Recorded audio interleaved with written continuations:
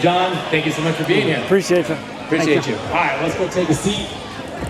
We'll get some of the questions. So, first things first, John, like, kids come to you, mom wants to sign up their child, say he needs some mental work, wants to reach their goals. Like, what are some of the things that you typically see when kids come in, and how do you address those? So what are some common themes? Yeah, some common themes would be, a lot of the confidence, right? A parent, hey, my son is losing confidence. We want him to have better time management skills, right? He's getting distracted easily.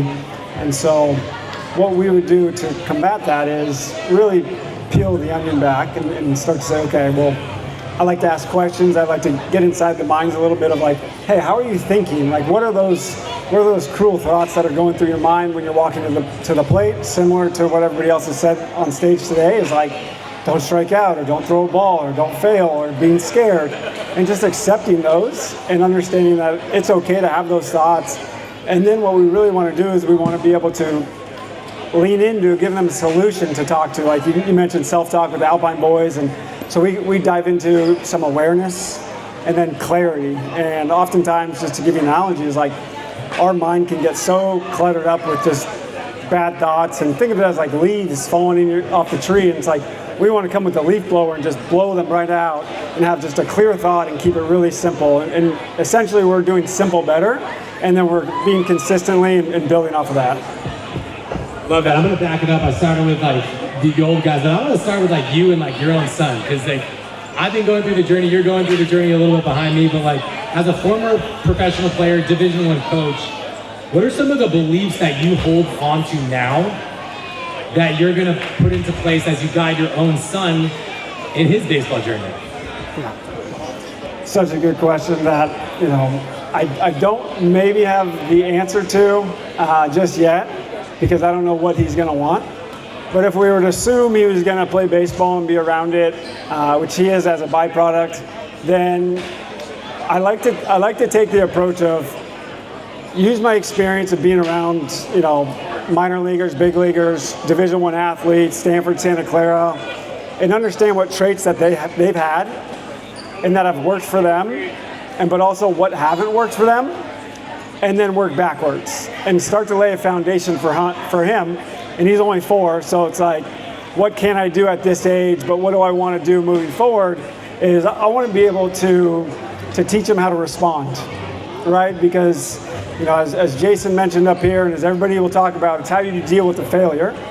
And so if this is a game of failure and we fail 70% of the time, or maybe 65% of the time at the lower levels, then we have to think about, are we practicing that failure enough? And we want them to have success. We want them to have fun, because we want them to come back tomorrow. But as you start to get older and older, and you start to kind of realize that you have a chance at this, is you have to be realistic also. And so I want to be able to let him practice failing and having a good response towards that. Additionally, probably the biggest one is when we're coaches, we can't teach athleticism, we can't teach hand-eye coordination, we can't teach bat speed. So at a younger age, we want to be able to teach those things now, so we could use time to compound them and then build on those. So when they do get to a specific age, the coach, who's ever targeted in that, is he can start to fine-tune the mechanics once it's down the road as he's older and more mature. Sure. So when you personally work with young athletes, like, there's so many great coaches out there. They can coach hitting, they can coach pitching, but you're unique, right? You're looking at the full athlete here. Mind, body, spirit, holistic development of kids. Like, what's your main focus? Like, how do you weave that all together? Obviously, every kid's different, but how do you put together a package that's going to really help the kid leave a significantly better athlete from when they started with you, from when they left? Mm-hmm. Yeah, good question. So a real example, I chatted with a sophomore in high school today, and they said, hey, we're interested in you helping us on the recruiting end, which isn't this age here, but it's about, I said, okay, great. Everybody wants that. Everybody wants to have my experience and my knowledge of being a recruiting coordinator, but you're not recruitable. right? Your product is not good enough for a college coach to come up to you and say, we want you, we want to start recruiting you. And so what I say is we need to work backwards. We need to look at what your product is now and where you need to get to. So you're 150 pounds, you need to get to 180 pounds. And so we start to close that gap. And so we'll start to focus in on nutrition. We'll start to focus in on time management. We'll start to focus in on daily habits, such as like, how are you waking up? And what's the first thing you're doing? Are you waking up and scrolling on your phone? Are you waking up with a purpose, and as we like to call it, wake up on offense? And start to change, get in the shower, get your nutrition in, do any extra homework that you need to do, hydrate, like wash your face, brush your teeth, make your bed. The simplest things that could be small victories that will add up over time, and then we be consistent on it. And so that would be like the first start of like, let's start on offense and carry that momentum through the rest of the day. And then you'll be so surprised how silly those things are of just making your bed or brushing your teeth or doing 10 push-ups carries into the rest of the day. So like a lot of parents out there, they know that what you said is important. Eating right, sleeping right, good habits, good time management. You know that. The kid might even know that. How do you motivate them to actually make it happen? Some kids just are not intrinsically motivated. How do you do that? Do you hold them accountable? Do you have them track? Yeah. So if you have like a 13, 14-year-old that's on track to be great, but is kind of missing out on some of those elements here, how do you help them really make sure they get it done? We'll create awareness. That's where, again, we're creating awareness, giving them clarity. We do track it. So you track it, you can train it. You can measure it, you can manage it. And so we use an app called Habit Share to where we log our habits, those habits that we went through. For this age, I would suggest just a simple piece of paper of, hey, here's a success checklist. We want to do X, Y, and Z on every day of the week. We want to do arm care on Monday, Wednesday, Fridays. We want to run sprints Tuesday, Thursdays. We want to do homework for an hour when we get home from school before video games. We want to, brush our teeth by 9 p.m. And then you just track it, and you put a check mark there, or you put an X if you didn't do it, and then you reflect back on it. A good way to frame it is like, if we went in for a test, and you got a good grade on it, above average grade, oftentimes you're like, oh, I got a good grade, I'm gonna go get another good grade. But what we need to think about is how we got there. What were your study habits like the last 14 days, 21 days? What did you do building up to it? So you track it, you measure it, you become more aware of it. Love it.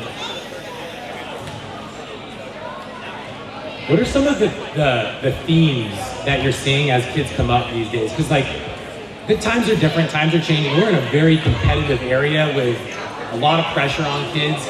Are you seeing any new themes start to arise with kids? I'm talking maybe more mental stuff. Any common threads between players that seem to be holding kids back of nowadays?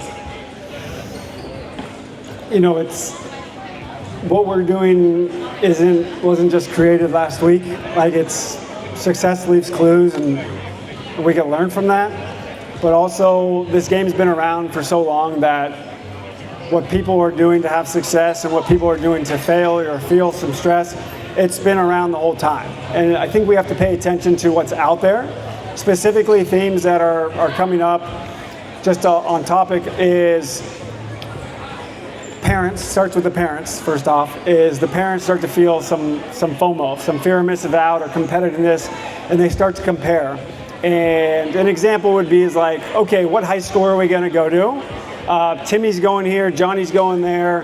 What should we do? Who's got a better baseball program in this sense? Who's got better academics? What's going to set them better up for success in college? We want them to go to the Ivies versus not the Ivies.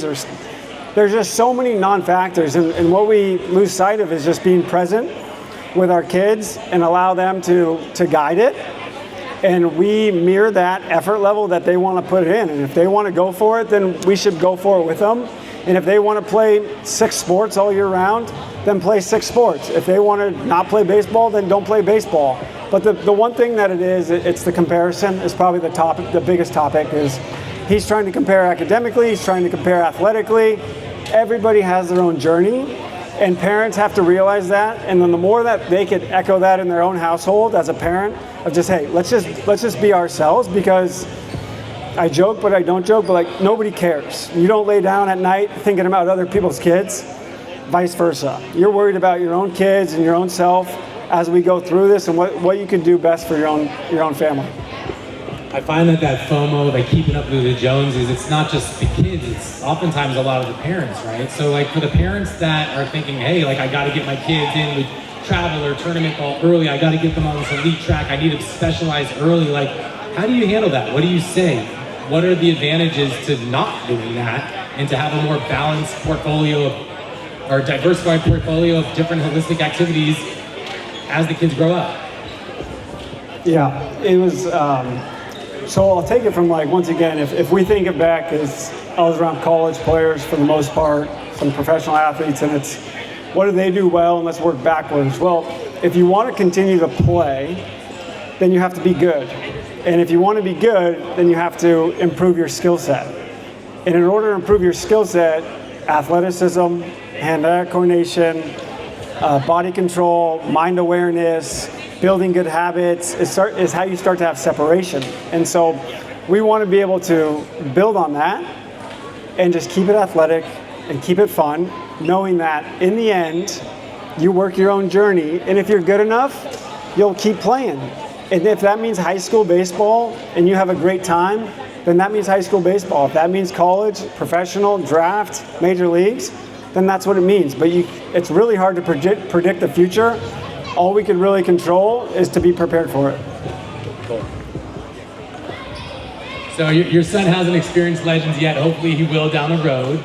But from the sidelines, obviously we've kept a relationship. We follow each other on social media. You've kind of seen some of the stuff that we do.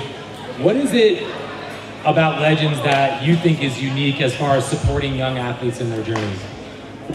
Yeah, he hasn't attended the camp yet, although I've been present for several of them, just sharing the same field or being around, going on a walk and seeing it. And the thing that sticks out to me the most is the high reps.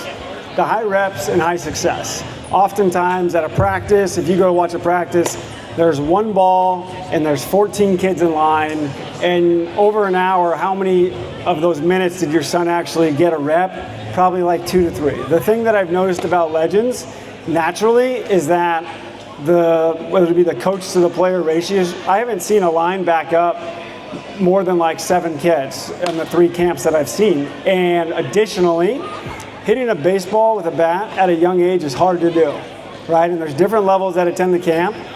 But when I see the tennis racket, when I see the big beach ball out there, and I see more balls flying onto the field versus into the back net, that's keeping the kids having fun, engaged, learning, as opposed to like, you know, a T-ball, for instance, is you get one ball, you get one kid, everybody's running to the ball. The more action, Legends creates such an action-packed environment, good energy, you got the music going, you got the guys with the loudspeakers with some good character on it, and yeah, he'll be excited. He might throw his arm out over there on that game, but he'll be joining Legends for sure. Yeah, for sure. Cool. All right, last question. I'm going to ask you the same question I asked to Jason. One actionable, simple piece of advice for any parent that wants to have a baseball-loving boy into their teenage years and beyond. Mm-hmm. You've already hit on so many good things, so it's tough. Yeah. But one specific thing.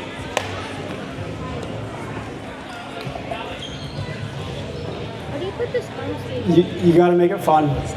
You have to make it enjoyable, and you just want to build up the human being through sport. And that's simply it, is the more environments you can put them in, whether that's at home with silly drills or an obstacle course, like you just want to build them up to say, that was fun, I want to do that again, Mom. And as a parent, you love to hear that because they enjoyed the situation you put them in already. John, you do some incredible work with all kinds of athletes locally, maybe outside the area. Where can people learn more about some of the work and some of the services that you offer for young adults and kids?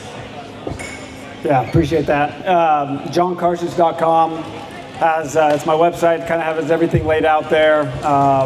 There you'll find I have a podcast that pops out 3 days a week that are like 2-minute long for just short, actionable tips of what to improve on mental-wise, recruiting-wise, baseball-wise. Probably my biggest social is Instagram, at John Karsich, and you'll be able to find everything there. Appreciate it. Let's give a warm round of applause for John Karsich, everybody. Oh, wow, look at this. I want to take a 10-minute music break Can I get more? to listen to tickets? DJ Golden Arms. Please What are you grab gonna do with guys some that? Food. We're going to be coming back with another raffle.